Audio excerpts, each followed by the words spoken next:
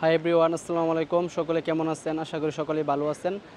তো আজকের এই ভিডিওতে আপনারা যারা প্রতিনিয়ত আমার ভিডিওর নিচে নানান বিষয় নিয়ে প্রশ্ন করেন এবং কমেন্ট করেন। এই ভিডিওতে ওই কমেন্টের কয়েকটা গুরুত্বপূর্ণ কমেন্টের রিপ্লাই দেওয়ার চেষ্টা করব। অবশ্যই ভিডিওটি ফুল দেখবেন, তাহলে অনেক কিছু বুঝতে পারবেন।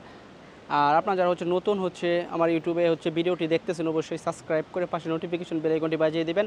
আর ভিডিওর ডেসক্রিপশনে আমার ফেসবুক পেজের লিঙ্ক দেওয়া আছে। আপনারা চাইলে অবশ্যই আমার ফেসবুকে যে কোনো কোশ্চেন থাকলে করতে পারেন, ঠিক আছে? তো ভিডিওটি আমি কিছু বাইরের কমেন্টে রিপ্লাই দিব। তো অবশ্যই এই ভিডিওটি ফুল দেখতে থাকেন। ভাই আপনার জানা মতে বাংলাদেশে কোন ট্রেনিং সেন্টার ভালো, প্লিজ বলেন। তা আসলে দেখেন, আমি যখন সিঙ্গাপুরে আসছি তখন কিন্তু আমি অনেক ট্রেনিং সেন্টার ঘুরি নাই, ঠিক আছে? কোনটা ভালো এবং কোনটা খারাপ আমি জানি না।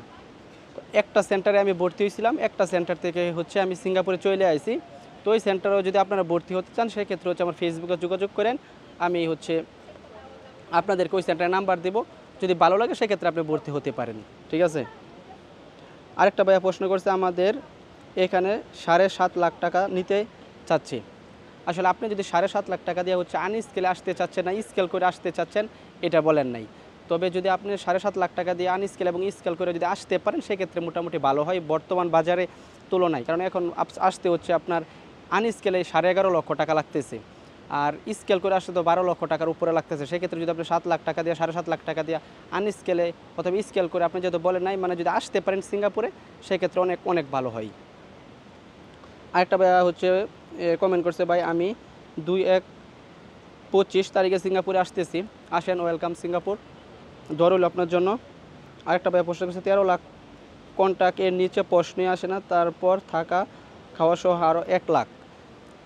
আসলে এক এক সেন্টারে আপনার এক এক অ্যামাউন্ট টাকা নিতেছে, ঠিক আছে? কিছু সেন্টারে আপনার 12 লাখ টাকা দিয়ে কমপ্লিট করে সিঙ্গাপুরে পাঠিয়ে দিতেছে। আমি যে সেন্টার থেকে আসছি ওই সেন্টারে মানে আগে এমন নিচে, এখন বর্তমানে কত টাকা নেই আমি জানি না। কারণ এখন ডে বাই ডে সিঙ্গাপুরের রেট বাড়তেছে, কমতেছে না। এটা আমি যখন মানে আর কিছুদিন আগে আমি ভিডিও করছি, ওই ভিডিওতেও বলছি যে সিঙ্গাপুরে 2025 সালে কোঠার রেট কমাইয়া দিছে। যেহেতু রেট কমাইয়া দিছে, সেক্ষেত্রে আপনার এই টাকার অ্যামাউন্টটা বাড়বে, এটাই স্বাভাবিক।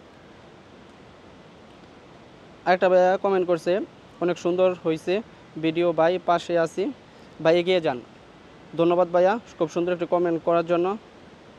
আরেকটা ভাই আমাকে কমেন্ট করছে, ভাই আমাকে একটি পরামর্শ দিবেন, 13 লক্ষ টাকা দিয়ে সিঙ্গাপুর যাওয়া কতটুকু ঠিক আপনার মতে জানাবেন প্লিজ প্লিজ। আসলে 13 লক্ষ টাকা অনেক টাকা, ঠিক আছে? তারপরও যদি আপনি ইউরোপে যাওয়ার কোনো সিস্টেম থাকে, আপনি যদি যাইতে পারেন, আপনার যদি লোক থাকে, সেক্ষেত্রে আপনি যাইতে পারেন, ভালো হয়। এত টাকা দিয়ে সিঙ্গাপুরে না আসাই ভালো। আর যদি আপনি যদি সিঙ্গাপুরে আসতে চান 13 লক্ষ টাকা দিয়া, সেক্ষেত্রে যদি নিজের টাকা থাকে, ঠিক আছে, যদি আপনার ঋণ করা না লাগে, অথবা ব্যাংক থেকে টাকা তোলা না লাগে, অথবা জমি বিক্রি করে টাকা না সংগ্রহ করা লাগে, যদি নিজের ক্যাশ টাকা থাকে, সেক্ষেত্রে আপনি যদি আসেন, সেক্ষেত্রে স্কেল করে আসেন, ঠিক আছে? কারণ প্রথম 1-2 বছর যদি সুযোগ সুবিধা তেমন না করতে পারেন, সেক্ষেত্রে আপনি পরে আস্তে আস্তে করতে পারবেন। সিঙ্গাপুর যতদিন থাকবেন, আস্তে আস্তে ডে বাই ডে নিজের ডেভেলপ করলে থাকতে পারবেন। তবে স্কেলটা করে আসলে আপনি লং টাইম সিঙ্গাপুরে থাকতে পারবেন, একটা ভবিষ্যৎ আছে, ভালো হয়। ভিডিওটা একটু বড় হবে, তারপরেও আপনারা এই ভিডিওটার সাথেই থাকেন, অনেক কিছু বিষয় জানতে পারবেন। আরেকটা ভাইয়া কোশ্চেন করছে যে, ভাই স্যান্ডবক্সের মাধ্যমে গেলে কেমন হবে, অথবা মানে স্যান্ডবক্সের মাধ্যমে প্রসেসিংটা কীভাবে করে। আসলে এই বিষয়ে আমি আগেও ভিডিও করছি, আমি এই বিষয়ে কিছুই বলতে চাই না, কারণ এই বিষয়ে আমি জানি না। আর আমার জানা মতে আমি সিঙ্গাপুরের স্যান্ডবক্সের মাধ্যমে কেউ আসছে, এটাও আমার চোখের সামনে পড়ে নেই, অথবা কথাবার্তা হয় নাই, ঠিক আছে? আসছে না আসছে এটা আমি জানি না, আসতেও পারে না আসতেও পারে। তবে আপনারা যারা স্যান্ডবক্সের মাধ্যমে আসতে চান, তার আপনারা মানে যার সাথে কন্ট্যাক্ট করবেন, অবশ্যই আপনারা কথা বলে বুঝে শুনে তারপর কন্ট্যাক্ট করেন, ঠিক আছে? শুধুমাত্র দালালের সাথে কন্ট্যাক্ট করে টাকা পয়সা জমা দিয়া, পাসপোর্ট জমা দিয়া বসে থাকে না, সেক্ষেত্রে মানে টাকাটা মেরে দেওয়ার একটা সম্ভাবনা বেশি থাকে, ঠিক আছে? স্যান্ডবক্সের মাধ্যমে আমি দেখে নেই আসতে, তারপরে যারা আসতে চান প্রসেসিং করার আগে 100 বার ভাববেন, ঠিক আছে? আরেকটা ভাই প্রশ্ন করছে, ভাই আমি আনস্কেলে আছি গার্ডেন কোম্পানিতে 9 মাস, আমার বস পারমিশন দেবে না, আমি কি স্কেল করতে পারবো, কোনো ব্যবস্থা আছে কি? আসলে কোনো ব্যবস্থাই নাই। আমি 1 মাস গেছে মাসে আমি ফন্ডারে যে ট্রেনিং সেন্টার ছিল, ওই সেন্টারের মানে লোকের সাথে আমি কথা বলছি যে সিঙ্গাপুরে কোম্পানির পারমিশন ছাড়া কি স্কেল করার মতন কোনো সুযোগ সুবিধা আছে কি না। তো ওরা বলছে যে নাকি এখন বর্তমানে আজকে পর্যন্ত হচ্ছে যদি আপনি স্কেল করতে চান সেক্ষেত্রে হচ্ছে কোম্পানি পারমিশন লাগবে স্কেল করার জন্য। কোম্পানি পারমিশন না দিলে আপনি স্কেল করতে পারবেন না।